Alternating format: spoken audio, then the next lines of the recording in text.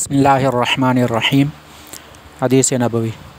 हज़रत अबू दर्दा रज़ियल्लाहु तआला अन्हु बयान करते हैं, रसूलुल्लाह सल्लल्लाहु अलैहि वसल्लम ने फ़रमाया, बेशक अल्लाह अज़्ज़ व जल्ला हर बंदे की तख्लीक से मुताल्लिक़ उसकी 5 चीज़ों, उसकी उम्र, उसके अमल, उसके मरने और दफन होने की जगह, उसके नकूश और उसके रिज़्क़ से फ़ारिग़ हो चुका।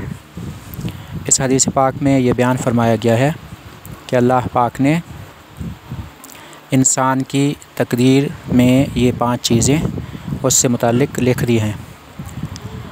इन चीज़ों में ये चीज़ें शामिल हैं, इंसान की उम्र कितनी है और उसे कब मौत आएगी, उसके अमल कैसे होंगे, अच्छे होंगे या बुरे होंगे, वो कहाँ ठहरेगा, उसके क़याम की जगह क्या होगी, कहाँ रहेगा, कहाँ फिरेगा, कहाँ कहाँ जाएगा, कहाँ दफन होगा या दफन होगा भी या नहीं होगा, उसका रिज़्क़ कैसा होगा, ज़्यादा होगा या कम होगा।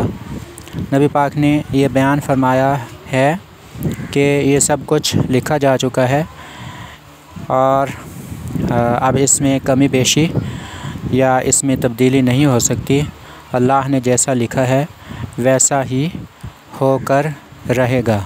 ये अल्लाह ने इंसानों के लिए मुक़द्दर फरमा दिया है, ये तकदीर है, लिहाजा इस पर ईमान रखना चाहिए।